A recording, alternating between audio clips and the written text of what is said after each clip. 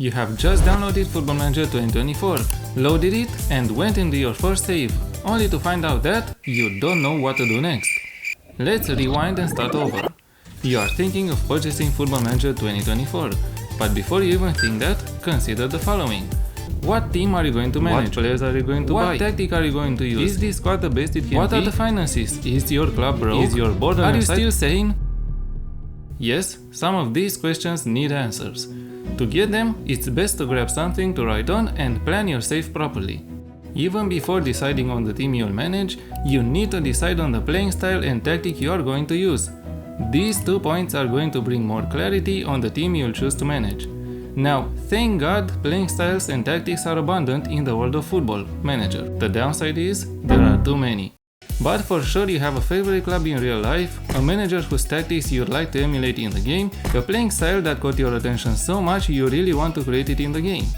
These are the filters that can guide you to choosing the best club to manage. And once you have decided that, it is time to analyze the club and start your story. One piece of advice though, don't jump on buying and selling players right away. Knowing the playing style and the tactic to use is only a small part of the whole. You must know your club's finances first. This way, you can measure the club's financial strength and the options you have. As presented by the game's creators, the more you overspend in Football Manager 2024, the more likely you are to run your club into financial troubles and ultimately administration and bankruptcy. But you won't get there, because you are smart and you'll check the club's finances as soon as the save is loaded. Areas to focus on are the club's available budgets, the income and the expenditure, the financial projection, and the debt section. Take notes of your club's financial situation and use these notes as a basis for your next move. Next move will be checking the available players in your squad. But before that, make sure you check the club's and the supporters' visions so you stay in line with them. Study them, familiarize yourself with them, and don't fail at too many, as failing to meet too many of them means only one thing: you being sacked. And if you get sacked, there is no point in studying your squad. So make sure you keep an eye on these visions. Assessing your squad can give you an in-depth understanding of the possibility of employing the preferred tactic from the beginning, the amount of players you buy and sell, and available talent.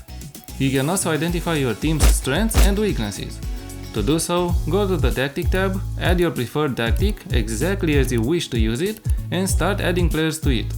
Assessing every role and position this way helps you understand what areas of your squad need to be addressed. Make sure that while you are on the squad assessing page, you take a look and familiarize yourself with the squad dynamics also. Understand the team's hierarchy and make sure you start to impress more players with your FM knowledge. You will not be able to influence the data in this tab right away, but you should check it from time to time to make sure the players are still rooting for you and that the club atmosphere doesn't go to shit waste. Once you've done that, went on and bought and sold any player you needed to, it is time to decide on your staff moving forward. The staff should not be underestimated in Football Manager in general. Without the proper staff members, you'll be like a limping beast. If you don't want to pick the staff manually, you can always hire a technical director and ask him to do it for you. You can go to Staff, Responsibilities, Staff, and from there scroll down to First Team Staff Recruitment and assign the technical director to do it. I usually do this for all squad categories, and while you are there, make sure to set other settings as you wish. After you have done that, you remain with the last piece of the puzzle, creating your training schedules and assigning them to the training calendar, plus scheduling friendlies. Make sure that the training schedules are designed to train all 3 team units and that you train specific and unique attributes each day at least during a week. Of course, the training schedules are going to be impacted by the planned fixtures and congestion later on during the season, and that is why I will recommend tweaking the calendar on a monthly basis at least. If you need examples of training schedules, make sure to visit the link in the description. I have created 3 schedules that can help you to start your save right. After you have done all of this, what remains are details. Creating shortlists for adding players, sending your scouts on scouting missions, deciding on the mentoring groups for your team, and so on. But to make sure you decide on the most suitable tactic for your team, watch this video next for inspiration.